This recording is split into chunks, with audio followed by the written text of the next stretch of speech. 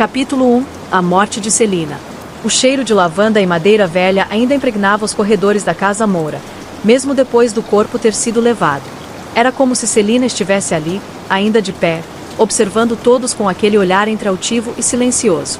A sala principal, com seus tapetes persas, retratos a óleo e móveis herdados de pelo menos 3 gerações, agora estava mergulhada numa penumbra respeitosa.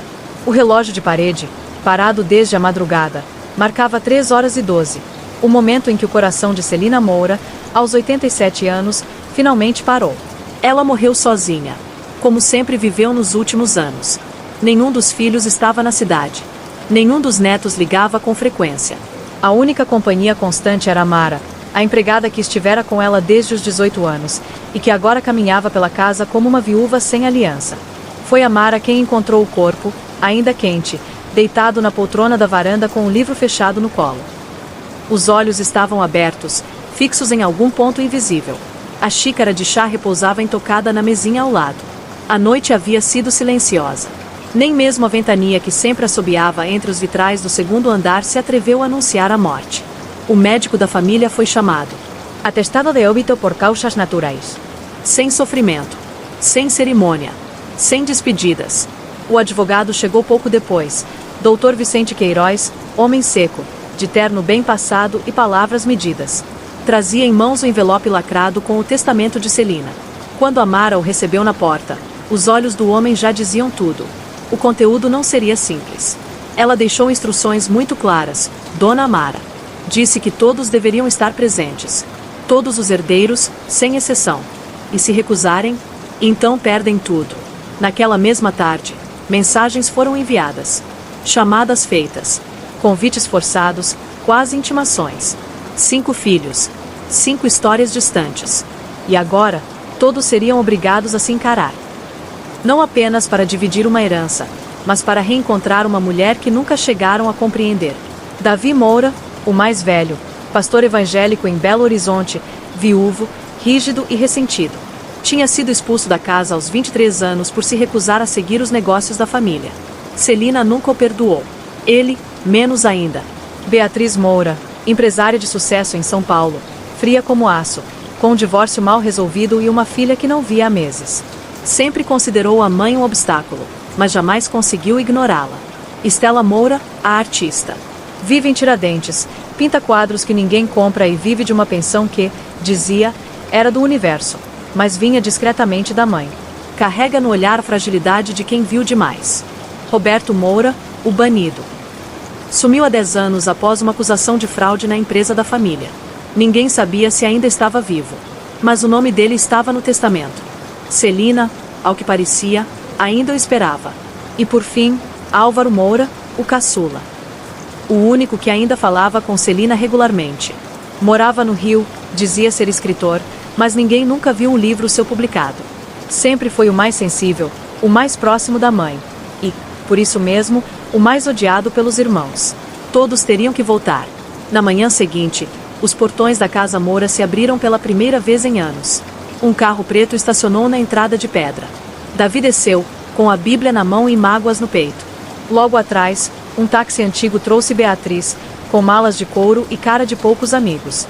Estela chegou em uma van colorida, com telas e pincéis. Álvaro já estava lá dentro, sentado na varanda onde a mãe morrera, fumando o que ela jamais teria permitido. E então, no fim da tarde, um velho Landau verde estacionou devagar. Roberto saiu do carro. A barba por fazer, os olhos fundos, a roupa amarrotada. A Mara o encarou com a alma em suspenso. Ele voltou, murmurou. Claro que voltou, disse Álvaro, atrás dela. Onde mais alguém como ele poderia reaparecer, se não no funeral? O círculo estava fechado. A casa Moura, agora, voltava a respirar. E pela primeira vez em muito tempo, ia falar. Capítulo 2. O retorno dos filhos. Os passos ecoavam alto no chão de madeira encerada. A casa parecia reconhecer cada um deles, como se respirasse memórias que até os próprios donos prefeririam esquecer. Na sala principal, a Mara organizava os talheres de prata para o jantar. A mesa de 12 lugares estava posta com a mesma porcelana azul que Celina usava nos natais da década de 90, os últimos em que todos ainda fingiam ser uma família. No corredor, Davi examinava os retratos na parede. Nenhum mostrava sua imagem após os 25 anos. Como se sua existência tivesse sido apagada por decreto da mãe. Ao lado dele, Beatriz tirava os brincos discretamente. Estavam pesando mais do que deviam. Talvez pela tensão, talvez pelo fato de estar pisando naquela casa pela primeira vez em 20 anos. Eu imaginava que ela ia morrer sozinha, disse Beatriz, num tom seco. E morreu, respondeu Davi, sem olhar para ela. Na cozinha, Stella tentava ajudar Amara, mas quebrara 2 copos em 10 minutos. Eu não sirvo para isso. Desculpa, murmurou, ofegante. Amara não respondeu. Apenas pegou os cacos, como fez tantas vezes na vida, com os pedaços dos filhos dos outros. Roberto se manteve afastado. Ficou no antigo quarto de hóspedes, o único com entrada pelos fundos. Era como se até o lugar já soubesse que ele preferia as sombras. Desde sua chegada, não falará com ninguém além de Amara, e ainda assim, com frases curtas. Álvaro observava pela janela do andar de cima. O irmão envelhecera mal. Os olhos antes vaidosos agora carregavam um cinismo perigoso. O tipo de olhar de quem já viu o fundo do poço e fez um pacto com ele. No jantar, os 5 estavam juntos. Primeira vez em 15 anos? Amara serviu sopa. Depois carne ao vinho. Tudo em silêncio, como se mastigar fosse a única forma de evitar explosões. E então, disse Davi, limpando a boca com o guardanapo. Quando vamos ler o testamento? Não era para hoje, disse Beatriz, sem levantar o olhar do prato. Álvaro riu. Impressionante. Nossa mãe nem esfriou e vocês já querem abrir o cofre. Não seja patético, respondeu Beatriz. Ninguém aqui é herdeiro por afeto. Falou a filha que fugiu para São Paulo e mandava flores com cartão impresso no Dia das Mães, rebateu Álvaro. E você? Escritor de quê, mesmo? O silêncio foi cortado por um estalo seco. Stella deixará cair a taça de vinho. Chega, disse, ofegante. Vocês 2 sempre fizeram isso. Desde crianças. Transformam tudo numa guerra. Por que é uma guerra? Disse Roberto, finalmente falando. A voz grave, gasta pelo tempo e cigarro. A Casa Moura nunca foi um lar. Foi um campo de batalha. E agora, somos só soldados sobreviventes tentando roubar o espólio. Davi se levantou. Eu não vou ouvir isso calado. Estou aqui por respeito. Respeito? Roberto riu. Você saiu de casa porque pregava o fim do orgulho, mas não pensou 2 vezes antes de renegar a própria mãe em público. Por que ela me excomungou primeiro? Me chama de pecador. Me humilhou. Porque você queria abrir uma igreja com o dinheiro dela. Eu queria salvar a alma dessa família. Não a alma, disse Álvaro. Só ossos. E paredes velhas. O silêncio voltou, mas dessa vez pesado como chumbo. Amara surgiu à porta, segurando um envelope selado. Ela deixou isso para hoje. Todos olharam. É o primeiro aviso, disse Amara, colocando o envelope sobre a mesa. Não é o testamento. É o motivo. Beatriz pegou o envelope, abriu com cuidado e leu em voz alta. Meus filhos, se estão lendo isso, é porque atendi meu maior desejo. Morrer em paz, sem precisar pedir desculpas. Sei que cada um de vocês me odeia de formas diferentes. Aceito isso. Mas antes de entregarem as chaves da minha alma aos advogados, vão ter que me ouvir. Vocês ficarão nesta casa por 30 dias. Não poderão sair. Não poderão se isolar. Só ao fim desse tempo, o testamento será aberto. A herança será repartida apenas entre os que permanecerem. Quem sair, abdica. Quem suportar, receberá mais do que espera. Celina Moura. Stella começou a chorar. Davi se afastou da mesa. Roberto cruzou os braços. Beatriz puxou um cigarro, mesmo sabendo que era proibido fumar ali.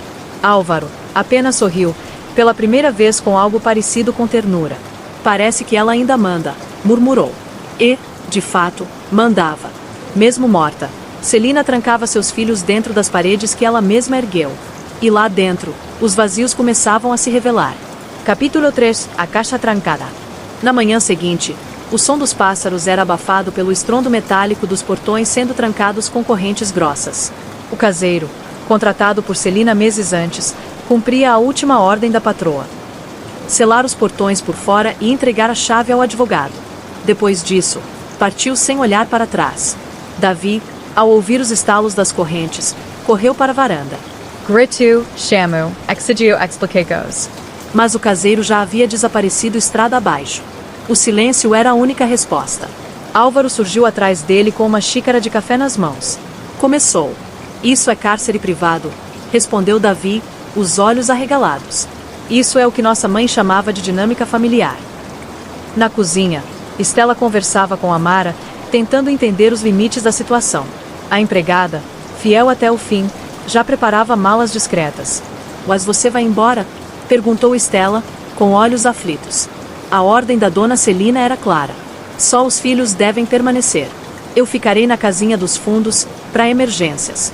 Mas a casa, a rotina, a convivência, agora é com vocês. Acha que ela planejou tudo? Planejou até a última vírgula. Roberto passou a manhã andando pela casa como quem procura pontos fracos num castelo antigo. Tentou abrir a porta lateral do jardim, trancada. A janela da antiga biblioteca, selada por dentro. O porão, que dava para o velho corredor de serviço, trancado com um cadeado novo. Voltou para a sala principal e encarou o retrato de Celina pendurado acima da lareira. O rosto austero, os olhos escuros como breu, os lábios que nunca sorriam em retratos. Você era mesmo doente, murmurou. Doente por controle. Beatriz apareceu, elegante mesmo de pijama. Um hobby de seda azul, os cabelos presos num coque rápido, os olhos atentos. Ela nos colocou aqui como se fossemos ratos de laboratório. E a casa, o labirinto. E agora? Perguntou Roberto. Agora a gente joga. Como ela queria. À noite, Álvaro reuniu os irmãos na sala. Tenho uma proposta, disse, olhando para cada um deles. 30 dias aqui dentro vão ser um inferno. Então, ou fingimos que somos uma família, ou nos matamos no dia 3. E qual seria sua sugestão brilhante? Perguntou Beatriz. Dividimos as tarefas. Cozinha, limpeza, compras. Ah, não. Esquece. Não tem compras. Estamos sem contato com o mundo. Mas ao menos organizamos uma rotina. Criamos regras. E quem nos garante que você não vai manipular tudo para se beneficiar? Acusou Davi. Sempre foi o favorito da mamãe. Não estou pedindo confiança. Estou propondo sobrevivência. Estela, deitada num sofá, levantou a mão timidamente. Eu topo. Se não fizermos isso, eu surto. Roberto deu um sorriso de canto. Eu não lavo louça desde 2001, mas posso tentar varrer o pátio. Beatriz se manteve em silêncio. Depois, bufou. 30 dias. Não mais. Se esse circo ultrapassar isso, eu queimo a casa. Na madrugada, enquanto todos dormiam, Álvaro vasculhava os arquivos antigos da mãe. No escritório, encontrou uma gaveta com uma etiqueta vermelha. Reservado. Dentro, apenas uma pasta com papéis embolorados e uma fotografia antiga. A imagem mostrava 5 crianças na varanda da casa, brincando com um gato. Davi, Beatriz, Estela, Roberto e uma menina de cabelos ruivos, com sorriso tímido. Helena não reconhecia aquela criança. Viral photo. Havia uma anotação. Verão de 1985, Lídia com os irmãos. O coração dele disparou. Lydia? No quarto de hóspedes, Roberto não dormia. Observava um canto do teto onde uma lasca de pintura descascava, revelando uma inscrição escrita a lápis. Meet Hiram Daki. March 18th, 1987 inch. Ele sentiu o arrepio. A casa estava trancada, mas os segredos sempre estiveram presos ali dentro. Capítulo 4. O Testamento da Discórdia. 2 dias haviam se passado desde que os portões se fecharam. 2 dias em que o silêncio reinava de manhã e os insultos velados desfilavam no jantar.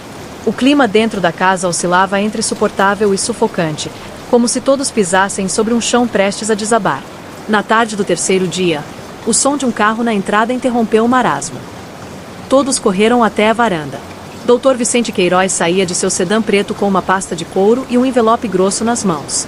Amara o acompanhava, sem dizer uma palavra. Boa tarde, disse ele, como se não fosse o mensageiro da discórdia. Vim cumprir mais uma das instruções da dona Celina. Não é ainda o testamento. Isso será feito no último dia. Mas ela deixou algo a ser entregue agora. Álvaro foi o primeiro a estender a mão.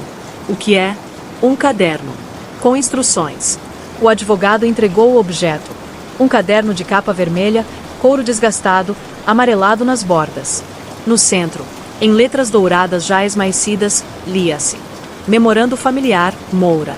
Davi torceu o rosto. Isso parece um diário. Não é, disse Vicente. É um roteiro. Uma espécie de encenação. Ela chamava de prova de sangue. Prova de quê? Disparou Beatriz, já irritada. Durante os próximos dias, vocês receberão, por meio desse caderno, tarefas, desafios, perguntas, bilhetes. Devem seguir as instruções. Cada dia tem uma nova revelação. Cada capítulo, um novo confronto. Quem se recusar, perde o direito à herança. Isso é insano, murmurou Stella. Vicente apenas assentiu. Foi o desejo dela. E está registrado em cartório. Inclusive, há câmeras discretas instaladas nos corredores. Toda convivência será documentada. Ela nos trancou numa casa com câmeras escondidas? Griticaio. E memórias à solta, completou Álvaro, abrindo o caderno. Na primeira página, a caligrafia inconfundível de Celina. Dia 1, a primeira ferida.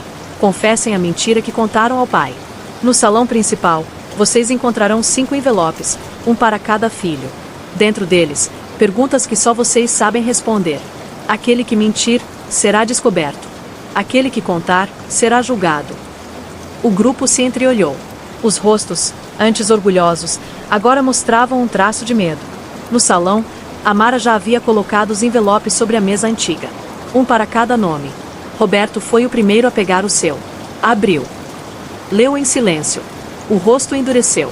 Isso é loucura, disse ele, voltando-se para o grupo. Ela quer nos colocar uns contra os outros. Como sempre quis. O que está escrito aí? Pergunta Davi. Não interessa. Beatriz pegou o seu. Leu. Chorriu de canto. Isso é baixo, até para ela. Estela tremia. Sua mão hesitava sobre o papel. Quando finalmente leu, as lágrimas brotaram antes mesmo da compreensão completa. Álvaro leu o seu em silêncio, depois guardou de volta. Davi permaneceu imóvel. Não vão falar? Ele provocou. Nenhum de vocês vai confessar? Álvaro se virou para ele, encarando. E você? Vai? Davi hesitou. Então abriu seu envelope. Leu. E então murmurou, quase engasgando. Qual foi a noite em que você esteve com Amara? O silêncio foi tão absoluto que a casa pareceu parar de respirar. Todos o olharam. Stella levou a mão à boca. Roberto soltou um riso incrédulo. Beatriz fechou os olhos. Isso é mentira, disse Davi, rasgando o papel. Isso é provocação. Isso é pecado. Amara estava parada na porta, escutando. Seus olhos estavam vermelhos, mas sua postura era ereta. Foi em 1981, disse ela. E você chorou no fim, porque sabia que ela nunca te amaria como ama o poder. Davi virou as costas. Saiu da sala. O primeiro sangue havia sido derramado. Naquela noite, ninguém jantou junto. Cada um se trancou em um canto da casa, com seus segredos esfarelando a garganta. Celina, mesmo morta, falava por meio das páginas. E todos sabiam, aquilo era só o começo. Capítulo 5, A Mulher no Retrato. Na madrugada do quarto dia, Álvaro desceu para a biblioteca com a fotografia nas mãos. Havia algo de incômodo naquela imagem, uma peça deslocada num quebra-cabeça que ele nem sabia estar montando. A menina de cabelos ruivos, Lídia, não era uma vizinha qualquer, nem uma prima distante. A caligrafia de Celina era clara, com os irmãos. Mas Álvaro conhecia todos os irmãos que tivera, e nenhum deles se chamava Lídia. Colocou a foto sobre a mesa, acendeu o abajur antigo e puxou uma das pastas do fundo da estante. O arquivo da família Moura era vasto, caótico e mantido por Celina como se fosse uma extensão da própria memória. Certidões de nascimento, correspondências, escrituras, recibos, telegramas, recortes de jornal. Nada parecia fora do lugar, até que ele encontrou um envelope com a inscrição Verão de 1985, arquivo pessoal. Dentro havia fotos soltas. Em algumas, os irmãos. Crianças, adolescentes. Em outras, imagens da casa, festas, almoços. E então, no fundo do envelope, mais 2 fotos da menina ruiva. Numa delas, ela brincava com Stella num balanço. Na outra, aparecia sentada ao piano, sob o olhar atento de Celina. Álvaro sentiu a nuca arrepiar. Celina encarava a menina como nunca olhara para nenhum dos filhos. Ao amanhecer, Stella apareceu na biblioteca. Carregava uma aquarela mal acabada e um olhar cansado. Você também não dormiu? Álvaro mostrou a foto. Você lembra dela? Estela Alhu. Ficou em silêncio. Depois, apertou os olhos como quem revira a memória com cautela. Lembro, de flashes. Brincávamos na varanda. Ela tinha uma boneca de pano que não deixava ninguém tocar. Mas, não sei quem era. Sempre achei que fosse filha de alguma amiga da mamãe. O nome dela é Lídia. Está escrito aqui. Lídia com os irmãos. Estela empalideceu. Irmãos? É o que está escrito. Estela se sentou devagar.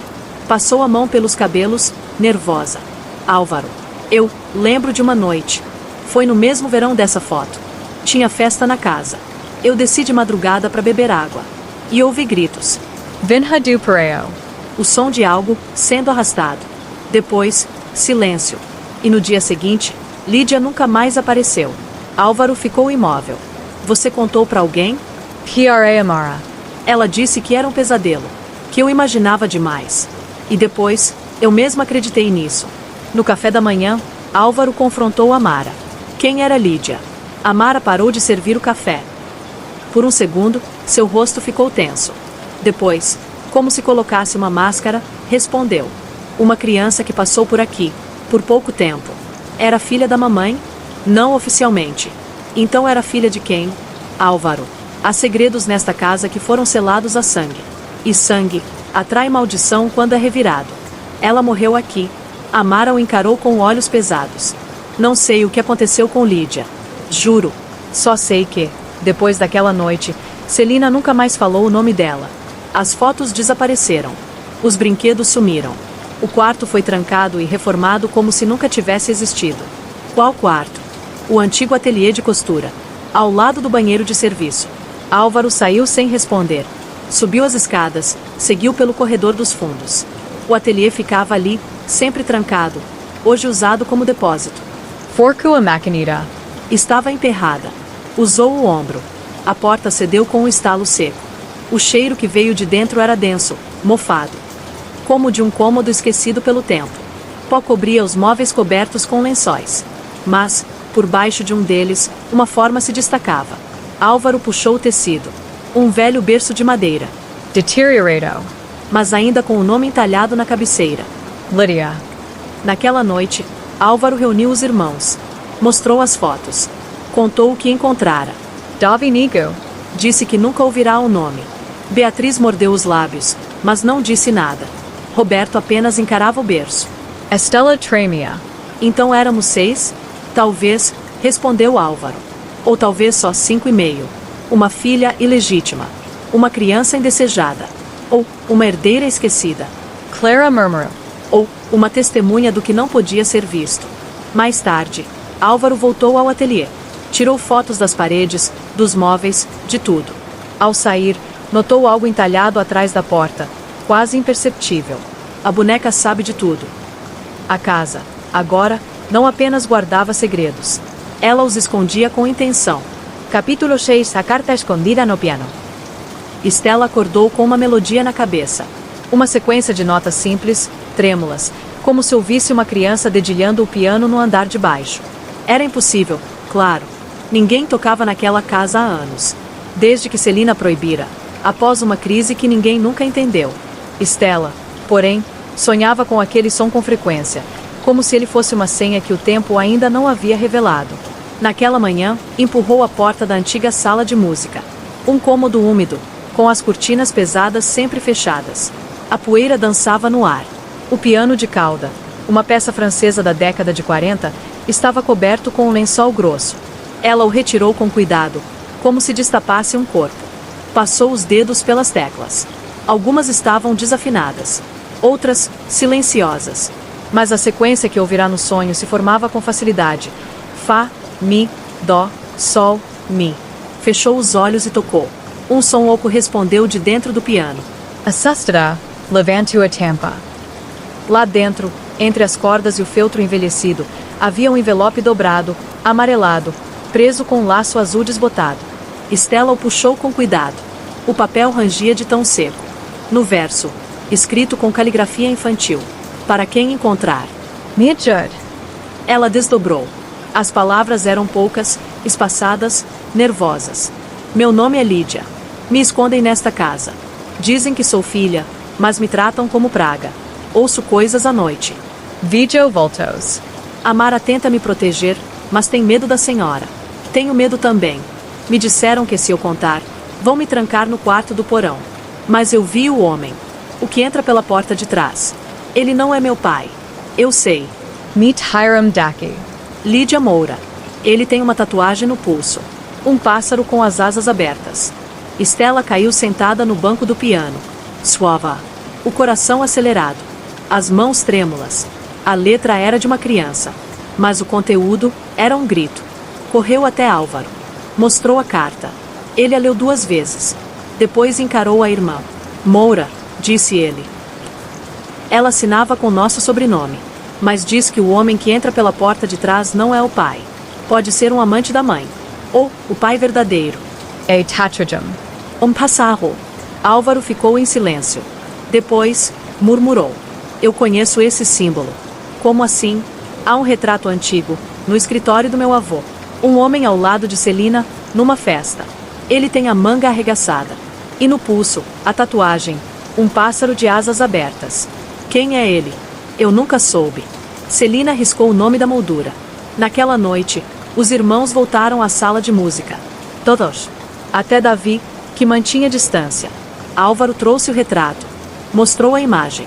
O homem da foto estava sorrindo, terno claro, cabelo ondulado, taça de vinho na mão. O pássaro tatuado no pulso esquerdo. Stella Ponte. É ele. Roberto estreitou os olhos. Esse homem era conhecido da minha mãe. Acho que se chamava Norberto. Tinha uma marcenaria. Vivia pelos fundos da cidade. Diziam que fazia móveis sob medida para Celina. E outros serviços. Ele era o pai? Pergunta Beatriz. Ou carrasco, disse Stella. Ela falava de medo. Voltos. E que se contasse, seria trancada no porão. Davi, silencioso até então, sussurrou. O porão tem uma porta cega. Como assim? Tem uma segunda porta. Foi lacrada depois de um desabamento. A gente brincava de se esconder ali. Uma vez, vi a Mara tirando uma bandeja de comida daquele canto. Era de madrugada. Quando? Em 1985. Eu tinha 11 anos. Os irmãos desceram ao porão. Leveram lanternas. O mofo impregnava tudo. Paredes de pedra, umidade escorrendo, caixas cobertas por panos. No fundo, a tal porta. De madeira, trancada com um cadeado antigo. Roberto deu um chute seco. O cadeado cedeu. A porta se abriu. Um quarto minúsculo. Sem janelas. Com marcas nas paredes. Riscos. Contas. De Senhos Infantes. E no canto, uma boneca de pano sentada numa cadeira. Os olhos da boneca estavam costurados. E no peito, bordado com linha vermelha, lia-se: Lydia. A casa estava viva. E agora, mais do que nunca, queria ser ouvida. Capítulo 7. O livro de registros. Beatriz nunca foi de se perder em emoções. Cresceu entendendo que sentimentos eram obstáculos, coisas que os fracos usavam para justificar fracassos. Sempre preferiu números, planilhas, contratos. Coisas que podiam ser somadas, divididas, encerradas. Talvez por isso fosse ela quem Celina mais confiava com questões financeiras. E era por isso que, no 7º dia, Beatriz decidiu abrir a antiga sala de contabilidade, no 2º andar. Era um cômodo abafado, com prateleiras de ferro e dezenas de caixas empilhadas. Celina guardava todos os registros da casa desde os anos 60. Despesas, compras, pagamentos a empregados, recibos médicos, gastos com os filhos, até mesmo notas de floriculturas. Tudo minuciosamente arquivado. Beatriz passou horas vasculhando. Queria entender como sua mãe sustentava tantos segredos. Queria seguir o dinheiro. Porque, para ela, o dinheiro nunca mente. Foi quando encontrou uma caixa marcada com um código estranho. VA Confidential. 1983 a 1991. Abriu. Dentro, um livro encadernado à mão, com folhas amareladas e uma capa preta de couro. Na primeira página, em caligrafia firme: Registros Particulars Celina Moura. Beatriz prendeu a respiração. Começou a folhear. Os lançamentos eram mensais. Entradas e saídas. Mas o que chamava atenção eram os pagamentos feitos em dinheiro vivo, sempre em valores quebrados, e para destinatários identificados apenas por iniciais. Muitos nomes conhecidos. A.M. Amara. J.C.M. Joaquim Casero Moura. Y.M. Estela Moura. Mas um nome se repetia, mês após mês, com valores cada vez mais altos. LFM, a partir de setembro de 1984. Beatriz anotou a sequência. Set 1984, LFM, 800 Brazilian reals. Out 1984, LFM, 900 Brazilian reals. November 1984, LFM, 1.200 Brazilian reals. Des 1984, LFM, 1.500 Brazilian reals. January 1985, LFM, 2.000 Brazilian reals. ABR 1987, LFM, 3.500 Brazilian reals. Maio 1987, pagamento suspenso. Na margem, bilhete. Encerrado. A menina não está mais aqui. O coração de Beatriz disparou. LFM. Lydia murmurou. Ela folheou de volta. Buscou os primeiros pagamentos. Nada antes de 1984. Nenhuma entrada com esse código. E então, quase no final do livro, um recorte de jornal preso com fita adesiva. Tragédia no bairro Vila Antiga. Marcenaria pega fogo e deixa desaparecido. Proprietário Norberto F. Martins não foi encontrado nos escombros.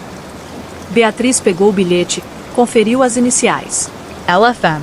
Lídia F. Martins, naquela noite, reuniu os irmãos no antigo quarto de costura. Colocou o livro sobre a mesa. Encontrei os registros.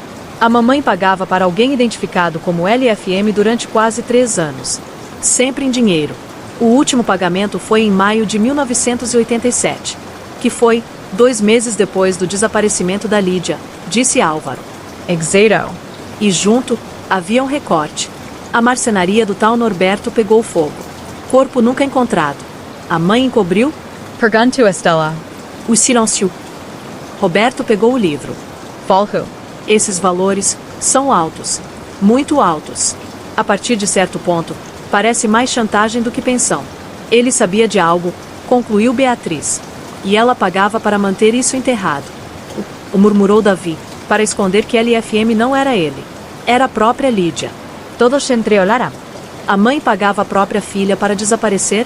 Ou pagava alguém para mantê-la em algum lugar? Estela cobriu a boca. Um internato? Um hospital? Um convento? Disse Álvaro, lembrando subitamente. Em 1990, a mamãe me levou até um mosteiro em Araguari. Disse que era um retiro espiritual. Fiquei 2 dias lá. Lembro de ver uma jovem ruiva servindo chá para as freiras. E você nunca perguntou? Tinha 12 anos. Achei que fosse um sonho. Beatriz fechou o livro. Precisamos encontrar esse lugar. Precisamos encontrar a Lídia, corrigiu Álvaro. Mas lá no fundo, todos sabiam. Talvez Lídia nunca tivesse saído da Casa Moura. Talvez nunca tivesse saído com vida. Capítulo 8. A gravidez silenciada. Estela sempre teve dificuldade em lembrar da adolescência. Havia lacunas na memória, espaços em branco entre os 14 e os 16 anos. Momentos inteiros que pareciam cobertos por uma névoa densa, como um filme queimado. Ela dizia a si mesma que era normal, que o tempo fazia isso com a gente. Mas, no fundo, sabia, esquecer foi uma defesa. Na manhã do 8º dia, enquanto revirava seus velhos pertences no antigo quarto, encontrou algo inesperado. Dentro de uma caixa de madeira, junto com diários infantis, pulseiras de miçangas e cartinhas dobradas, havia um envelope pardo, endereçado à Clínica São Roque, Araguari, carimbado com data, setembro de 1987. Ela hesitou. Depois abriu. Dentro, 3 papéis dobrados. Um laudo médico. Uma receita. Um termo de consentimento com assinatura falsificada. Começou pelo laudo. Paciente, E.M. Idade, 15 anos. Diagnóstico. Gestação confirmada, 8 semanas. O mundo ao redor pareceu silenciar. Estela sentou-se na cama, o papel tremendo nas mãos. Seu nome, I.M. Sua idade, em 1987, 15. Mas ela nunca teve um filho. Nunca foi mãe. Abriu a receita. Era um medicamento para controle de náuseas. E então o termo de consentimento. Autorizo, na condição de responsável legal, o procedimento necessário para o bem-estar físico e emocional da paciente. Assinatura, Celina Moura. Mas havia algo errado na assinatura. Estava tremida, torta. Estela, que vira a letra da mãe a vida inteira, sabia, não era dela. E mais, no canto inferior do papel, alguém escrevera a lápis, quase apagado. A garota não lembra. E assim será melhor. Estela chorou por horas. Cada vez que olhava no espelho, perguntava: e se? E se houve um filho? Aborto? Pato? Zumico? Levou os papéis até Álvaro. Ele leu tudo em silêncio. Você não se lembra de nada? Não. Ou quase nada. Lembro de uma noite, no final de agosto. Acordei com a camisola suja. Achei que fosse menstruação. Depois, fiquei trancada semanas em casa. Mamãe dizia que eu estava doente. Depois disso, só me lembro de acordar num quarto branco. Luz forte. E a Mara lendo um salmo ao meu lado. E você nunca sentiu falta de algo? Eu sempre senti, mas achava que era vazio emocional. Agora sei que era físico. Era falta de alguém. Álvaro abracou. Pela primeira vez desde que entraram na casa, Estela se permitiu desabar. Naquela noite, confrontaram a Mara. Ela não fugiu. Sentou-se diante dos irmãos e escutou tudo com os olhos marejados, mas firmes. Sim, disse ela. Estela engravidou. Aos 15. A gravidez foi ocultada. A senhora Celina mandou apagar tudo. Enviou vocês para o interior por um tempo. A menina foi internada. Recebeu um parto induzido. E o bebê? Amara hesitou. Depois, olhou para Roberto. Foi entregue a um homem. Um conhecido da família. Tinha uma fazenda em Goiás. Registrou a criança como dele. E foi embora do estado. Estela apertou os punhos. Era um menino? Sim. E o pai? Amara abaixou a cabeça. Eu não sei. Está mentindo, disse Álvaro. Não, respondeu Amara. Só estou tentando proteger o que restou. Roberto se levantou de súbito. Isso é um circo. É mais uma história plantada por mamãe. Mais uma armadilha. Vocês estão caindo como sempre. Beatriz, em silêncio até então, cruzou os braços. Roberto. Ele a olhou. O que você quer? Onde você estava na noite do aniversário de Estela, em 1987? Silêncio. Porque eu lembro de ter te visto sair do quarto dela. A porta ainda estava entreaberta. Você tinha 18. Estava bêbado. E ela dormia. Roberto ficou imóvel. O silêncio virou um grito. Você está me acusando? Eu estou dizendo que, naquela noite, mamãe te bateu. E no dia seguinte, mandou te internar numa clínica por 3 meses. Você voltou e nunca mais olhou Estela nos olhos. Estela Cambelia. Foi você? Eu nunca, disse Roberto, mas sua voz não tinha peso. Davi se levantou. Pela primeira vez, o religioso que sempre pregava paz parecia pronto para o confronto. Se isso for verdade, você não deveria estar aqui. Deveria estar preso. Roberto saiu da sala sem dizer palavra. Bateu a porta com força. Estela caiu de joelhos. E a casa Moura parecia sorrir com crueldade. Mais um segredo fora revelado. Mais uma ferida fora aberta. E o que antes era dúvida, agora era um eco doloroso de um passado silenciado com violência. Capítulo 9. A noite do incêndio. Desde criança, Álvaro tinha fascínio pelo porão antigo da ala leste da casa. Pouco acessado, era um labirinto de arquivos mofados, rádios antigos e um armário com o brasão dos Moura entalhado à mão. Era o antigo arquivo do avô, morto antes mesmo de ele nascer. E ali, Celina nunca permitia que ninguém entrasse. Quando questionada, dizia apenas: lá guardamos os papéis de outro tempo. E o que não serve mais, deve ficar lá. Mas Álvaro sabia que, em sua família, tudo o que era trancado merecia ser aberto. Na noite do 9º dia, enquanto todos dormiam ou se evitavam, ele entrou no porão com uma lanterna e um caderno de anotações. Vasculhou caixas, gavetas e armários até encontrar uma caixa de sapato com a inscrição: Inc. 1987. Marcenaria. Dentro, estavam os restos de uma investigação informal. Recortes de jornais. Uma cópia do laudo do Corpo de Bombeiros. Um mapa da planta do imóvel. E, no fundo da caixa, uma fita cassete, enrolada com fita adesiva e identificada com caneta vermelha. Elef. Álvaro tirou a poeira de um toca-fitas velho, encaixou a fita com cuidado e deu o play. No primeiro minuto, só o chiado. Depois, uma voz de menina, fraca, com sotaque mineiro arrastado. Meu nome é Lídia. Tenho 11 anos. Tô com medo. Hoje ele disse que não ia mais me visitar. Mas eu sei que ele mente. Ele vem quando a noite tá alta. E me deixa sozinha depois. A mulher me dá comida. Mas não fala. Ela só anota coisas. Diz que eu sou um fardo. Diz que se eu morrer, Vão fingir que eu fui embora. Silencio. Depois, mais baixo. O homem da tatuagem. Ele disse que tudo ia pegar fogo. Que ninguém ia me encontrar. Mas eu vou deixar isso aqui. Porque se alguém ouvir, vai saber que eu existi. Alvaro Pauso. A fita continuava rodando, mas sem som. Recuo. Ouvirá direito. O homem da tatuagem planejava o incêndio. Abriu o laudo do corpo de bombeiros. Lá estava. Causa do incêndio, inconclusiva. Indicios de combustão deliberada. Ausência de cadáveres nos escombros. Proprietário, Norberto F. Martins, desaparecido. Ele já sabia disso. Mas agora, sabia mais. Lídia estava viva até pouco antes do incêndio. E ela sabia que seria apagada. Na manhã seguinte, Álvaro reuniu Estela e Beatriz na biblioteca. Contou o que ouvirá. Repetio fita. As duas escutaram em silêncio. Estela chorava em silêncio. Beatriz mordia o lábio, lutando contra a fragilidade. Isso não pode ficar assim, disse Estela. A gente precisa contar tudo. Contar para quem? Pergunta Beatriz. Não temos corpo. Não temos crime. Só uma voz e um rastro. Uma voz que diz que foi enterrada viva, respondeu Álvaro. Davi apareceu na porta, ouvindo o final da conversa. Essa voz é de uma alma em tormento. Precisamos dar paz a ela.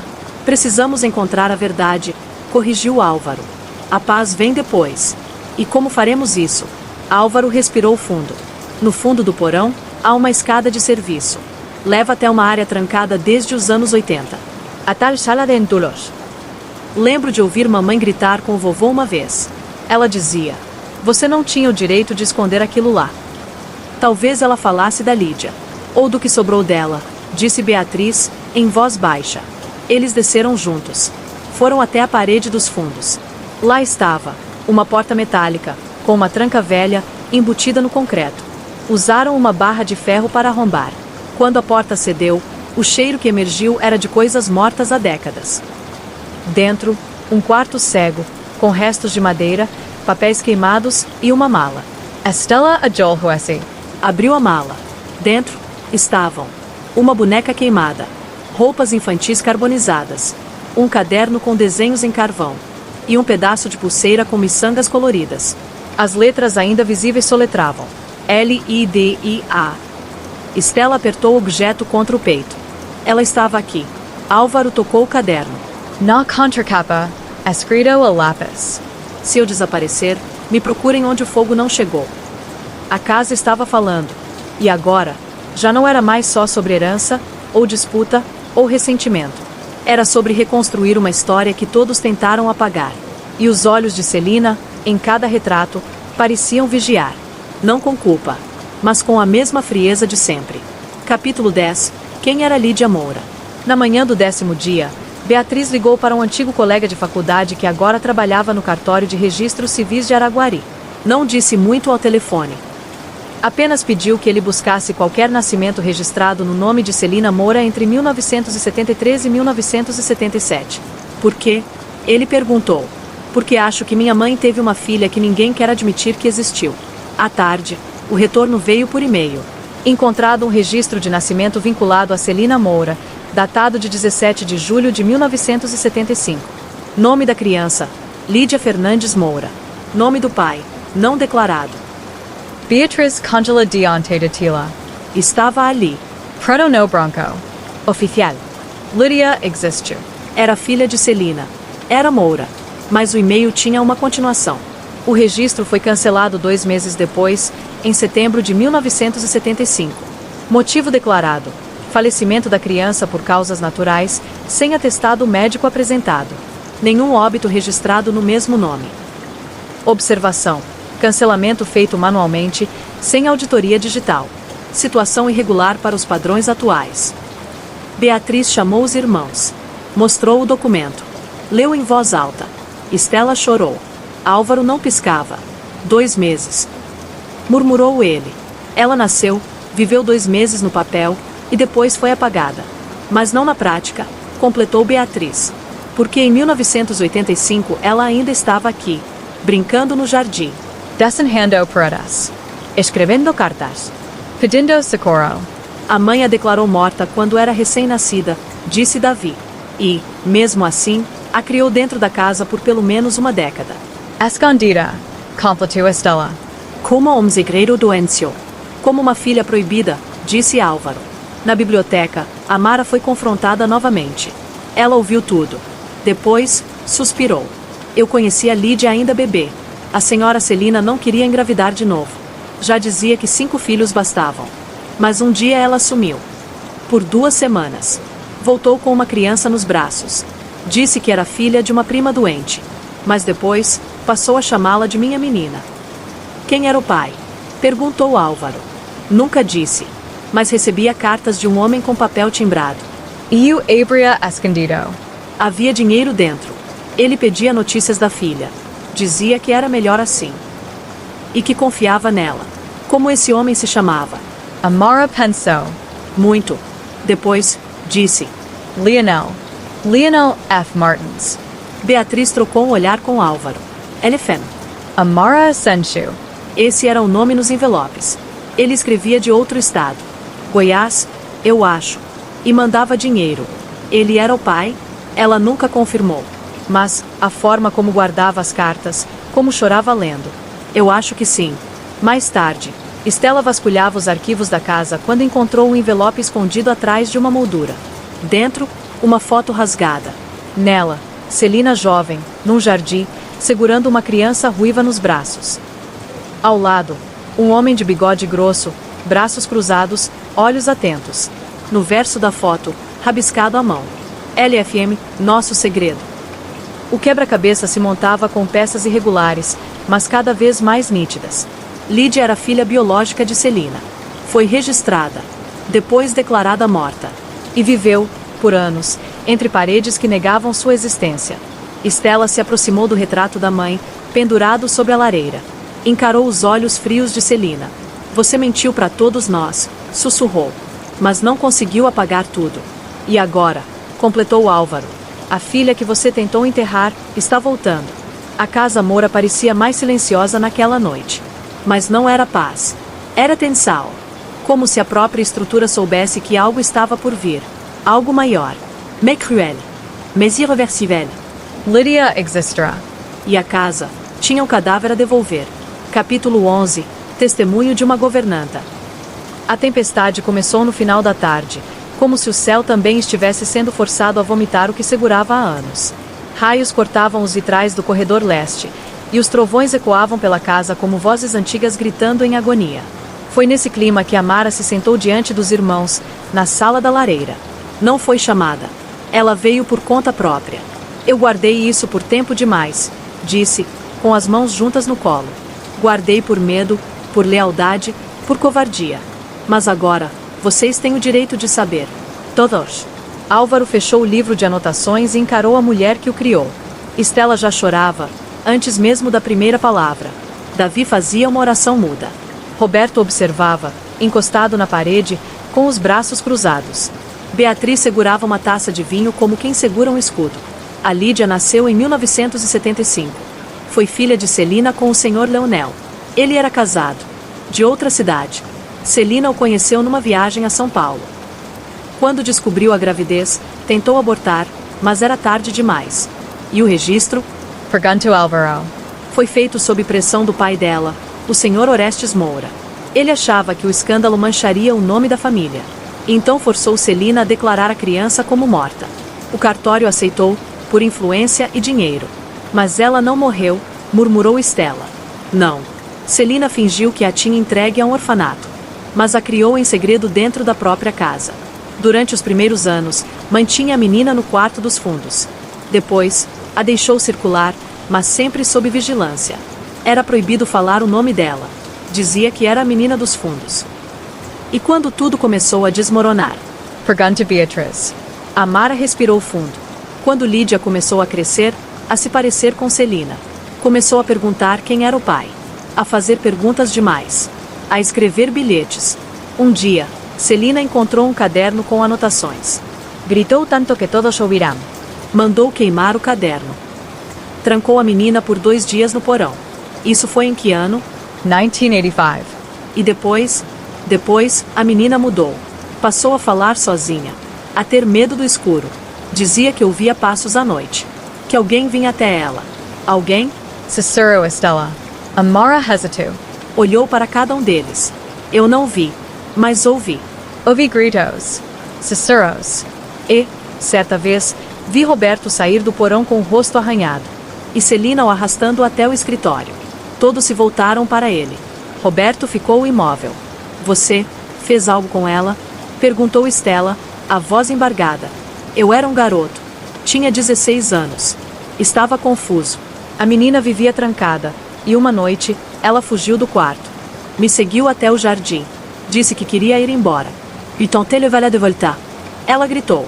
Disse que ia contar para todo mundo. E você? Disse Beatriz, com os olhos em chamas.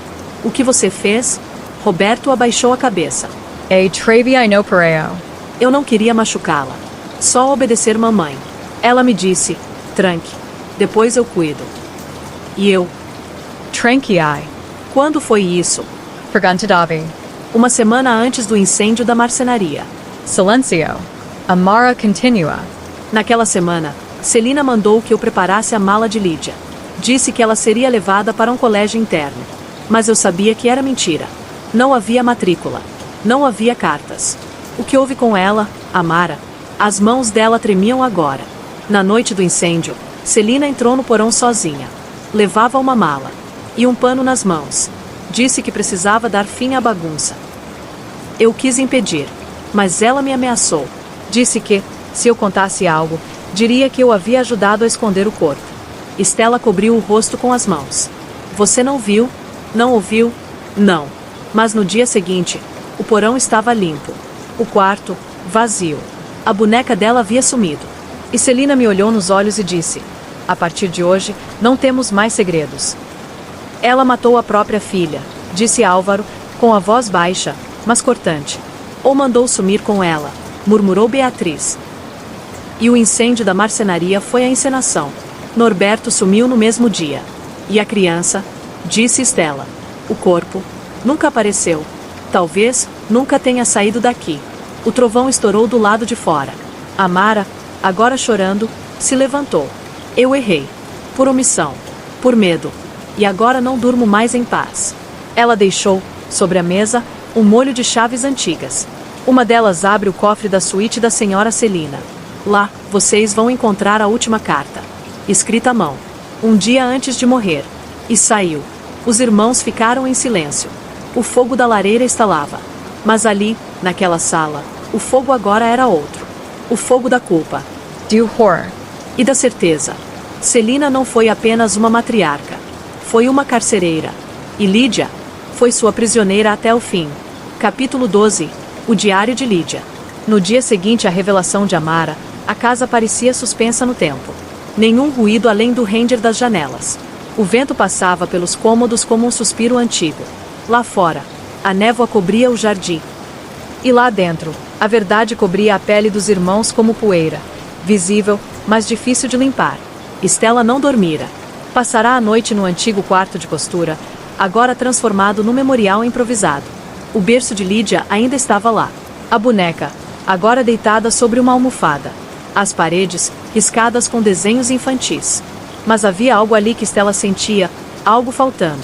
No fundo do armário, entre lençóis velhos, encontrou um espaço oco, escondido atrás de uma tábua solta.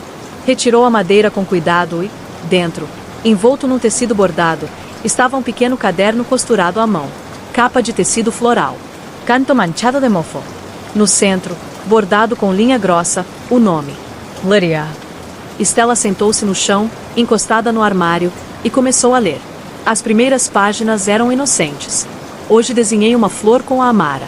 Ela me deu o doce escondido. Mamãe disse que não posso comer açúcar. Mas o doce era bom. E a Amara é boa. Melhor que a outra. Depois, os textos tornaram-se mais densos, como se a criança começasse a entender o mundo que a cercava. Mamãe disse que eu não existo. Que sou uma boneca que nasceu errada. Mas eu sangro quando caio. E coro. Então por que eu sou de mentira? O menino do andar de cima me olha estranho. Ele me dá susto. Diz que, se eu gritar, ninguém vai ouvir. Eu gritei uma vez. E mamãe me trancou 2 dias sem comer. Ouvi eles dizerem que vão me mandar para outro lugar. Mas eu sei que é mentira. Eles querem me fazer sumir. Eu vi no jardim. Eu vi o homem. Vi o buraco. Estela Perot. Rilu. Vi o buraco. Pulou páginas. No penúltimo texto, Lídia escreveu: Hoje a Mara chorou. Me disse para não sair do quarto. Disse que iam fingir que eu fui embora. Mas eu ouvi. Eles cavaram perto da figueira. E o homem da tatuagem trouxe uma mala. Era azul. Igual a da Beatriz. Eu escutei ela dizer: É aqui mesmo. Depois fechamos com cimento. Estela fechou o caderno, trêmula. Correu até os irmãos. No salão principal, leu os trechos em voz alta. Beatriz ficou branca. Minha mala azul sumiu. Eu perguntei à mamãe. Ela disse que havia emprestado a uma amiga. Eu acreditei. Davi olhava para o chão, as mãos juntas. Perto da figueira, disse Álvaro. É onde a terra nunca firmou direito. Sempre foi um lugar mais fofo. A gente caía lá, sempre. Eu vou cavar, disse Estela. Nem que seja com as mãos. Não, respondeu Álvaro. A gente vai juntos. No início da noite, debaixo da luz das lanternas, os irmãos estavam no jardim. A chuva tinha amolecido a terra. Começaram a escavar. Primeiro com pás. Depois com as próprias mãos. A cada palmo de terra removida, a respiração se tornava mais pesada. Ninguém falava. O som do barro sendo rasgado era o único diálogo. Até que Beatriz parou. Aqui, disse ela, engasgando. Estela caiu de joelhos. Sob a terra úmida, a ponta de um tecido azul. Escavaram com cuidado.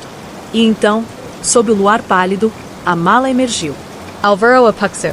Beatriz Estremiço. Davi fez um sinal da cruz. Estela abriu a trava. Dentro. Um vestido infantil, desbotado, dobrado com cuidado. Uma boneca queimada, com um olho só. E uma carta plastificada, endereçada com caligrafia adulta. Se um dia encontrarem isso, saibam, ela viveu. Ela sorriu. Ela sofreu. E foi amada. Eu falhei com ela, mas não permiti que fosse esquecida. Me perdoem. Ou não. Selena. Silêncio. Estela Carava Samsung. Alvaro Asiajolha. Davi rezava em voz baixa. Beatriz tirou o colar do pescoço e colocou dentro da mala, fechando-a de novo. Vamos enterrá-la de novo, disse ela. Mas com o nome que ela nunca teve. Lydia Fernandes Mora. Filha. Irmão. Pessoa. A figueira, naquela noite, parecia mais alta. As folhas balançavam com respeito. A terra foi fechada com cuidado. Um crucifixo de madeira improvisado marcava o local. E pela primeira vez, a casa Moura ficou em paz. Não havia mais vozes nos corredores. Nem choros ao pé das camas. Nem bilhetes escondidos. Havia silêncio. Mas não o silêncio do medo. Era o silêncio do luto. E do recomeço. Capítulo 13. Uma ossada no jardim. A chuva caiu pesada durante 3 noites seguidas, como se lavasse não só o jardim da casa Moura, mas também as camadas de mentira, negação e culpa que cobriam aquela família há décadas. Na manhã do 4º dia, foi Davi quem percebeu primeiro. Saiu cedo para fazer sua oração matinal sob a figueira recém-santificada. Carregava uma vela e um pequeno crucifixo de metal. Mas, ao se aproximar, parou de súbito. A terra havia cedido. Não totalmente. Apenas uma pequena parte, perto das raízes. Mas o suficiente para expor algo pálido, entre o barro escuro. Davi Ajolha. Pensou em um galho, uma raiz. Mas quando escavou com a mão, encontrou a curvatura perfeita de um osso. Não pequeno, não infantil. Um fêmur humano. Os outros chegaram correndo com o grito de Davi. Álvaro retirou mais terra, com a pá. Beatriz, com luvas de cozinha. Estela tremia tanto que mal conseguia se manter de pé. Foi ali que viram. Um corpo enterrado de lado. Trapos de roupa marrom apodrecidos ainda aderidos à estrutura. Ao redor do pescoço, um cordão com um pingente prateado em forma de pássaro com as asas abertas. O homem da tatuagem, murmurou Álvaro. Norberto. Davi benzeu o local. Mas disseram que ele morreu no incêndio da marcenaria, disse Beatriz. Ou foi morto antes, respondeu Estela. E o incêndio foi apenas o álibi. Selena? Sugeriu Álvaro, de forma quase automática. Não, disse Beatriz, com voz trêmula. Ela não cavaria com as próprias mãos. Isso aqui foi feito às pressas. Por alguém mais jovem, mais forte e mais desesperado. Todos se voltaram devagar para Roberto. Ele estava parado, imóvel, um pouco afastado do grupo. Swando. O rosto cinza. Eu não sabia que estava ali, murmurou. Sabia do quê? Então? Disparou Álvaro, se aproximando. Ele apareceu um dia. Furioso. Disse que Lídia era dele. Caía la bala. Casalina não podia mantê-la escondida. Mommy certo. Me trancou no escritório e brigou com ele. Gritaram. Ela dizia que ele tinha vendido os direitos. Ele dizia que nunca quis isso, que só queria ver a filha. Quando isso aconteceu? Uma semana antes do incêndio. Beatriz cruzou os braços. E depois? Sumiu. Mamãe disse que ele tinha voltado para Goiás. Que não aguentou a pressão. Você acreditou? Quis acreditar. Então foi ela, disse Stella. Ela matou Norberto. Enterrou aqui. E depois mandou incendiar a marcenaria para simular que ele sumiu em outro lugar. Davi se afastou. Vomitou na grama. 2 corpos. 2 desaparecimentos. 2 verdades enterradas. Álvaro se abaixou e pegou o pingente do pescoço da alçada. Atrás dele, gravado em letras minúsculas, lia-se: para minha filha, que nunca deixará de voar. Mais tarde, no cofre do quarto de Celina, aquele cuja chave Amara entregará, Beatriz encontrou um envelope preto, selado com cera, endereçado ao advogado da família. Dentro, uma única folha, datada de 2 dias antes da morte da matriarca. Aos que encontrarem isso, o homem chamado Norberto Martins tentou roubar de mim o que era meu. Disse que Lídia era dele, mas ele a abandonou antes mesmo de ela nascer. Ele voltou para tomar o que não lhe cabia. Fez ameaças. Disse que destruiria meu nome, minha família, minha casa. Eu protegi o que construí. E por isso, deixei o silêncio cuidar do resto. Julguem-me, se quiserem. Mas lembrem-se, não há casa que se mantenha de pé sem *** sacrifício. Celina Moura. Os irmãos estavam sentados em volta da lareira, à noite. O fogo ardia como nunca. Ela matou 2. Ou mandou matar, disse Álvaro. O pai e a filha. Não por ódio, murmurou Stella. Por posse. Por orgulho. Por poder. Então agora, o que fazemos? Beatriz tomou a palavra. Enterramos os 2. Com nome. Com cruz. Com respeito. Depois, contamos a justiça. E o testamento? Que apodreça, respondeu ela. A verdadeira herança dessa casa está aqui, no que não podemos impedir. No que fomos cúmplices. No que restou. Silêncio. Lá fora, a figueira balançava com o vento. Mas agora, a raiz estava exposta. E a casa Moura, finalmente, começava a ruir. Capítulo 14. Mentiras de pai e mãe. Os registros sobre Ernesto Moura sempre foram escassos dentro da própria casa que carregava seu nome. Retratos apagados. Cartas trancadas. Poucas menções em voz alta. Era como se ele tivesse sido um fantasma discreto, um homem que viveu nas margens da presença de Celina, ofuscado por ela. Mas Álvaro nunca acreditou nessa versão. Na manhã do 14º dia, ao vasculhar uma antiga caixa de charutos no fundo do escritório de Celina, encontrou algo inesperado. Um feixe de cartas, todas endereçadas a E.M., datadas entre 1982 e 1987, os anos em que Davi foi expulso de casa, ainda adolescente. As cartas estavam organizadas por ordem cronológica, quase todas assinadas com a mesma letra firme. C. Celina. A primeira, de 15 de agosto de 1982, dizia: Ernesto, seu silêncio só torna tudo mais difícil. O menino está descontrolado. Questiona a ordem da casa, o nome da família, e agora, se apega a essas ideias religiosas como se fossem escudo para sua fraqueza. Se não tomar uma atitude, eu tomarei. Este não será o lar de um pregador. Sim. A segunda, datada de outubro do mesmo ano. Ele insiste em dizer que luz é mais importante que tradição. Já ouvi no jardim, gritando preces. Diz que conversa com espíritos bons. Isso não é fé. Isso é loucura. Hoje, ele entrou na biblioteca e pegou um dos diários do meu pai. Disse que ia desmascarar o legado da mentira. Não o reconheço mais. Se é isso que a religião faz com o filho, então eu o prefiro longe. Sim. A terceira, a mais curta, em janeiro de 1983. Já está feito. Ele se foi. Levou uma Bíblia e uma promessa de vingança. Se algum dia voltar, que saiba. Aqui, só entra quem honra o silêncio. Sim. Mas entre as cartas de Celina, havia uma carta diferente. Mesmo envelope, mesmo tom, mas desta vez assinada por Ernesto. Sim. Talvez tenhamos errado. Talvez Davi enxergue o que fingimos não ver. Ele fala sobre luz, mas somos feitos de sombras. Você o expulsou. E permiti. Se ele um dia voltar, trate-o como o que é. A voz que nos assombra porque ainda tem coragem de nos contrariar. Yam. Álvaro levou as cartas até Davi. O irmão mais velho estava na capela da casa, ajoelhado, com as mãos entrelaçadas. Leu cada uma em silêncio. Quando terminou, seus olhos estavam marejados. Eu não sabia que meu pai pensava assim, sussurrou. Sempre achei que ele me via como uma vergonha, como um delírio que precisava ser corrigido. E Celina? Perguntou Álvaro. Ela me odiava pelo que eu era, não pelo que eu fiz. Mas agora vejo que ela odiava em mim o que reconhecia nela, a coragem de desafiar as regras que ela mesma criou. Por isso te baniu. E por isso eu construí uma fé que não era só minha. Era uma fuga, uma revolta e, talvez, um castigo. Naquela noite, Davi se reuniu com os irmãos. Colocou as cartas sobre a mesa. Nosso pai não foi inocente. Foi omisso. Permitiu. Mas, no fim, talvez tenha compreendido. Talvez tenha se arrependido. E o que vamos fazer com isso? Perguntou Beatriz. Davi respirou fundo. Vamos quebrar esse ciclo. Vamos parar de fingir que nossa mãe era a única culpada. Celina executava, mas Ernesto autorizava. E todos nós silenciávamos. Até agora, completou Álvaro. Até agora, repetiu Estela. A casa parecia mais leve.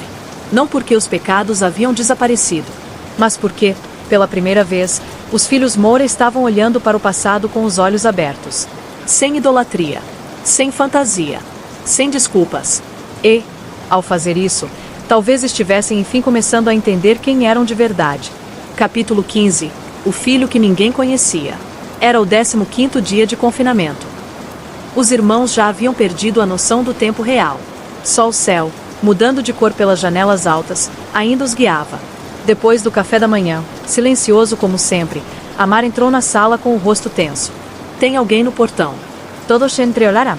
Impossível, disse Beatriz. Os portões estão trancados. O advogado não vem antes do 30º dia. Ele disse que tem direito de entrar, continuou Amara, e que traz provas disso. Álvaro se levantou. Beatriz o seguiu. Estela hesitou. Davi já estava rezando, como se intuindo que o novo visitante traria um terremoto moral. No portão, um rapaz de pouco mais de 30 anos, pele morena clara, barba bem feita e olhos castanhos. Vestia camisa branca e calça social. Nada chamativo, mas seu olhar era firme. Seguro? Como quem tinha vindo com um propósito. O do qual não abriria mão. Meu nome é Raul Silva Moura. Sou filho de Celina. E vim buscar o que me foi tirado. Beatriz cruzou os braços. Isso é algum tipo de piada? Tenho documentos. E DNA. Ele entregou o envelope. Lá dentro, estavam uma certidão de nascimento, emitida em Goiânia, no ano de 1993. Nome da mãe, Celina Moura. Nome do pai, não declarado. Um exame de DNA emitido pelo mesmo laboratório que Estela havia consultado semanas antes. Amostras coletadas de objetos de Celina após o falecimento. Resultado: compatibilidade genética de 99,7%. Álvaro leu e relia o papel. Os olhos começaram a pesar. Ela teve um filho, aos 55 anos? Sim. Com um homem mais novo. Um artista. Ele morreu num acidente de carro pouco antes do meu nascimento. Ela nunca falou sobre mim. Eu fui criado por uma senhora chamada Judite, amiga dela. A condição era clara. Eu jamais deveria aparecer aqui. Por que agora? Perguntou Estela, atrás de todos. Raul olhou diretamente para ela. Porque Judite morreu. E com ela, a última proteção. Encontrei as cartas de Celina. As transferências bancárias. A promessa de que, quando ela morresse, eu seria chamado. Mas nunca fui. Então vim. Porque sou Moura. E porque não quero a herança. Quero a verdade. Silêncio. Mais tarde, no salão, os irmãos sentaram-se em volta da mesa onde, dias antes, haviam lido a carta de Lídia. Raul estava com eles. Amara observava à distância, em pé. Quantas cartas ela deixou? Perguntou Beatriz. 3, que eu saiba, disse Raul. A última foi enviada há 6 meses. Celina me escreveu dizendo: você é o meu encerramento. Mas não será o meu fim. Você sabia sobre Lídia? Perguntou Álvaro. Raul assentiu. Judite me contou. Disse que havia uma irmã desaparecida. Que a história da família Moura estava cheia de rachaduras escondidas por ouro. E que Celina não queria ser lembrada como monstro. Mas sabia que era. Estela se aproximou. Porque não quer a herança. Porque não quero ser dono de um castelo que matou seus próprios habitantes. Só quero saber quem fui. E quem sou agora. Davi se levantou. Foi até Raul. Estendeu a mão. Seja bem-vindo. À sua maneira, você é o único que chegou aqui por vontade própria. Raul apertou sua mão. Álvaro sorriu. Pela primeira vez, com sinceridade. Beatriz ainda hesitava. Mas não falou nada. Apenas pegou a certidão e guardou consigo. Naquela noite, Raul visitou o jardim. Parou diante da figueira. Leu o nome improvisado na cruz de madeira. Lídia Fernandes Moura. Eu ouvi falar de você, disse, em voz baixa. Mas nunca imaginei que um dia nos encontraríamos aqui. Irmã. Tocou a terra com os dedos. E ali, sob o luar, 2 filhos esquecidos se encontraram. Um em corpo, outro em memória. E a casa Moura, agora, tinha mais um herdeiro. Mas talvez, o mais livre de todos. Capítulo 16, Sangue e Silêncio. O advogado Vicente Queiroz chegou no 16º dia. 4 dias antes do previsto. Amaro recebeu na entrada, surpresa. Os irmãos já estavam reunidos na biblioteca, discutindo como proceder com os restos de Norberto, o túmulo de Lídia, a chegada de Raul e a revelação da certidão de nascimento. Vicente entrou com passos firmes, apesar da chuva que caía fina no jardim. Tenho um item a entregar, disse, direto. Não fazia parte do testamento original. Foi deixado em minhas mãos pessoalmente, 2 meses antes do falecimento da senhora Celina. Ela determinou que fosse entregue somente na presença de Raul. Todos se voltaram para ele. Raul levantou-se devagar. Estava calmo, mas seus olhos denunciavam algo próximo da ansiedade. Vicente tirou da pasta um pequeno gravador antigo, envolto num lenço com as iniciais CM bordadas à mão. Há uma única faixa, explicou. Celina gravou sozinha, no escritório dela. O áudio foi selado e nunca tocado. E o conteúdo? Perguntou Beatriz. Só ouviremos agora. Vicente apertou o botão de play. O chiado inicial foi breve. Logo, a voz de Celina preencheu a sala como um véu pesado. Se esta gravação chegou até você, Raul, é porque eu não tive coragem de dizer tudo em vida.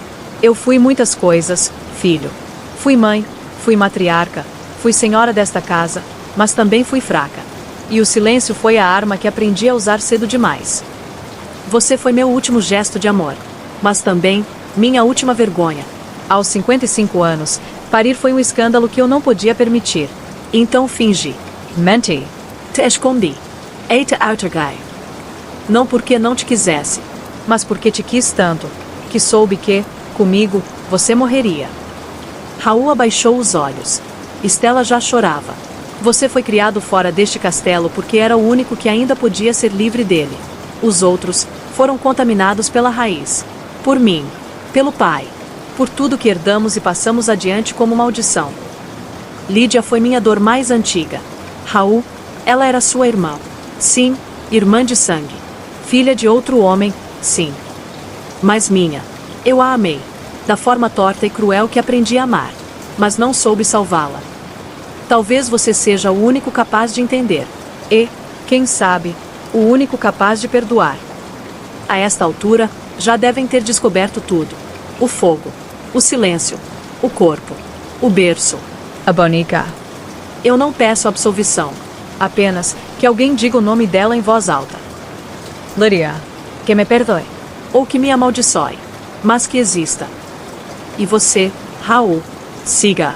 Porque é o único que ainda pode recomeçar. O áudio cortou. Silêncio total. Nenhum dos irmãos falava. Nem Beatriz, nem Álvaro, nem Estela, nem Davi. Raul permaneceu sentado. Em silêncio. Os olhos marejados. As mãos fechadas nos joelhos. Ela nunca disse isso pessoalmente, murmurou. Mas eu sempre soube que ela me amava. Só não sabia que amava assim. Davi se levantou. Vamos dizer o nome dela. Todos a sentirão. Estela se aproximou da janela. Olhou para o jardim. E, um a um, os 5 filhos, e o filho oculto, disseram em uníssono. Lydia Fernandes Moura. A casa estremeceu com o silêncio que veio depois. Mas não era o silêncio da culpa. Era o silêncio da libertação. Naquela noite, ninguém dormiu. Conversaram até tarde. Relembraram. Confessaram. Coram. Riram. Foi a primeira vez que se reconheceram como irmãos de verdade, não pela herança, mas pela herança invisível que carregavam no sangue, a de terem sobrevivido à mãe mais poderosa que já conheceram. E, no caso de Raul, a mãe mais ausente. E, paradoxalmente, a que mais o libertou. Capítulo 17. A Herenca Invertida. Era o 20º dia. O ar estava mais leve, como se os segredos já tivessem consumido todo o oxigênio da casa Moura. As janelas abertas deixavam entrar a brisa do fim do inverno, e o cheiro da terra molhada ainda persistia no jardim, onde repousavam os nomes de Lídia e Norberto. No salão principal, Vicente posicionou os documentos sobre a mesa de madeira maciça, diante dos 6 herdeiros: Davi, Beatriz, Estela, Álvaro, Roberto e Raul. Ele ajeitou os óculos, limpou a garganta e começou a ler. Testamento final de Celina Moura. Eu, Celina Moura, em pleno domínio de minha consciência e sem pressões externas, deixo instruções irrevogáveis para a partilha de meus bens, conforme registrado neste documento. O que construí, fiz com esforço, estratégia e, admito, com dureza. Não peço reconhecimento. Peço apenas cumprimento. Vicente fez uma pausa, olhou para os irmãos e seguiu. A casa Moura, sede da família, será retirada da partilha. Ela será cedida, integralmente, em escritura pública, a um projeto social em nome de minha filha Lídia Fernandes Moura. O imóvel será transformado num centro de acolhimento a crianças em situação de abandono. Lá, se ouvirá o que minha filha nunca teve permissão de dizer. Um silêncio denso caiu sobre a sala. Estela sorriu entre lágrimas. Beatriz fechou os olhos, emocionada. Raul abaixou a cabeça em reverência. Davi cruzou os braços e murmurou. Finalmente, ela ouviu Deus. Vicente continuou. Quanto aos demais bens, contas, investimentos, propriedades rurais e urbanas, serão divididos em partes iguais entre meus filhos legítimos, Davi Moura, Beatriz Moura, Estela Moura, Álvaro Moura e Roberto Moura. E, por fim, aquele que chegou por último, mas que carrega minha última chance de salvação, Raul Silva Moura. Deixo o direito de escolha. Herdar uma das casas que possuo em Goiás, com renda vitalícia e pensão mensal. Tornar-se o administrador do projeto social da Casa Moura, com plenos poderes para transformá-la como quiser. Vicente pousou os papéis. O som dele se deitando sobre a mesa foi mais alto que os trovões da semana anterior. Raul respirou fundo. Olhou para os irmãos. Eu não vim aqui por dinheiro. Não é isso que me move. Então escolha o que ela pediu, disse Álvaro. Raul Asensio. Eu fico com a casa. Não como propriedade, mas como missão. Vai viver aqui? Pergunta Beatriz. Não, mas vou abrir as portas. Como Celina nunca soube fazer. Como todos nós, aprendemos tarde demais. Vicente assentiu, guardando os papéis. Com isso, encerra-se a leitura. Os documentos serão oficializados nas próximas semanas. E a casa? Perguntou Roberto, ainda com os olhos vidrados. E tudo que passamos aqui dentro? Vira o que ela sempre foi, respondeu Estela. Um espelho. E agora, talvez, um altar. Naquela noite, Raul caminhou sozinho pela casa. Passou pelo antigo quarto de Lídia, pelo ateliê, pela sala de música, pelo jardim. Entrou na biblioteca e acendeu uma das luminárias. Pegou um caderno em branco. Escreveu na primeira página: Projeto Casa Lídia. Onde toda voz será ouvida. Onde ninguém será trancado por existir. Assineu. Raul Moura. Administrator. Filho. Sobrevivent. E a Casa Moura renasceu. Capítulo 18. A Impostora. 2 dias após a leitura do testamento, a notícia da transformação da Casa Moura em um centro de acolhimento se espalhou pela cidade e ganhou manchetes locais. Casa Lídia. O casarão que foi silêncio agora será voz. O título estampava o jornal com uma fotografia da fachada e um retrato em preto e branco da menina ruiva que os irmãos haviam resgatado da história. Mas com a notoriedade vieram os fantasmas. Na tarde do 22º dia, uma caminhonete branca parou diante do portão reaberto da Casa Moura. De dentro, desceu uma mulher de aproximadamente 47 anos, cabelos ruivos presos num coque, roupa simples e um envelope nas mãos. Foi Raul quem a atendeu. Boa tarde. Posso ajudá-la? A mulher não hesitou. Meu nome é Lídia. Lydia Fernandes Moura. Está em minha casa. Raul Congela. Os irmãos vieram logo em seguida, alarmados. Beatriz foi direta. Isso é algum tipo de oportunismo. A Lídia morreu. Vocês acham que enterraram Lídia, respondeu a mulher, com um tom calmo e seguro. Mas o corpo que encontraram naquele jardim não era meu. E eu posso provar. Ela estendeu o envelope. Dentro. Uma certidão de nascimento com o nome Lídia Fernandes Moura, datada de 1975. Uma carteira de identidade emitida em 2006 com foto atualizada. Um exame de DNA, feito com amostras genéticas deixadas por Celina na clínica onde Lídia foi internada nos anos 90. E uma carta, escrita por Judite, a mesma que havia criado Raul. Se esta mulher aparecer e trouxer estes papéis, acredite. Ela é Lídia. Eu a tirei daquela casa em 1987, com a ajuda de um médico amigo. O corpo que encontraram era de uma criança que morreu em minha casa meses antes. Uma órfã sem nome. Celina aceitou a troca. Disse que era melhor assim. Que a morte resolveria tudo. E me deu Lídia. Para criar. Para esconder. Para silenciar. Jurai. Silencio. De novo. Estela sentou-se. Tremia. Então, aquela menina enterrada não era você. Era alguém como eu. Uma vítima. Uma peça. Uma substituta. Davi cobriu o rosto com as mãos. Beatriz andava de um lado para o outro, em choque. Álvaro olhava fixamente para Raul, que também tentava entender. Mas a boneca, a carta, o diário, tudo era meu. Udexei. Antes de fugir. E Judite fez o resto. Por que agora? Perguntou Estela, com lágrimas nos olhos. Porque só agora você veio. Porque eu vi a reportagem. Porque vocês disseram meu nome. E porque, pela primeira vez, alguém me reconheceu. Raul foi quem se aproximou primeiro. Você é minha irmã? Lydia Asensio. Fomos criados em casas diferentes. Mas nascemos da mesma mulher. Ele a abraçou. Forte. Longo. Em silêncio. Estela não parava de chorar. Davi murmurava orcos. Beatriz pegou o jornal dobrado sobre a mesa, rasgou a imagem da menina ruiva impressa e a colocou sobre a foto de Lídia adulta. Comparou os olhos. É ela. E agora? Perguntou Roberto, tenso, no canto da sala. Beatriz respondeu com voz firme. Agora, começamos de novo. Pela terceira vez. Naquela noite, Lídia caminhou pelos corredores da casa com os pés descalços. Entrou no quarto onde estivera trancada. Sorriu ao ver a boneca costurada. Fechou os olhos. E disse, em voz baixa: estou de volta. Na biblioteca, Raul reescrevia o projeto. Na capa, agora lia-se: Projeto Casa Lídia. Por ela. Com ela. Para todas as que foram esquecidas. Asterisco asterisco. A verdadeira herdeira havia retornado. E agora? Ninguém mais a calaria. Capítulo 19. O julgamento de Celina. Na manhã do 23º dia, a mesa de café estava mais silenciosa do que nunca. Nem as xícaras tilintavam. Todos sabiam que o que viria a seguir não era apenas um passo, mas uma travessia. Na cabeceira da mesa, sentada pela primeira vez naquele lugar, estava Lídia. Não como convidada, não como sombra, mas como irmã, como dona da própria história. Ela cometeu crimes, disse Estela. E eu não sei se consigo continuar vivendo como se isso não tivesse acontecido. Mas ela está morta, argumentou Davi. O que ganharemos com isso? Vingança. Verdade, respondeu Lídia. E justiça. Não por mim, mas por aquela menina que foi enterrada no meu lugar. Por Norberto. Por todos que ela silenciou. E você está disposta a reviver tudo isso em um tribunal? Estou. Porque é a única forma de acabar com o silêncio de verdade. No fim da tarde, os 6 irmãos se reuniram com Vicente, o advogado.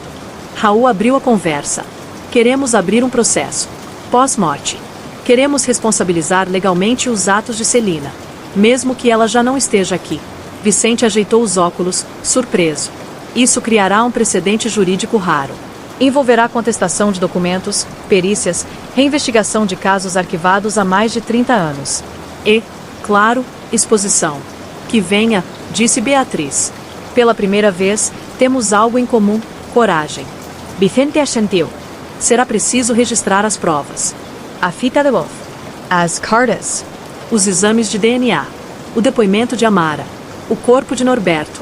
O documento de Judite. E principalmente, o relato vivo de Lídia. Lydia Asensio. Pela primeira vez, sem medo. Que comecem as audiências, então. O processo foi registrado 2 semanas depois. Ação de reconhecimento póstumo de responsabilidade civil e criminal. Caso Celina Moura. A imprensa descobriu rapidamente. Câmeras diante do portão.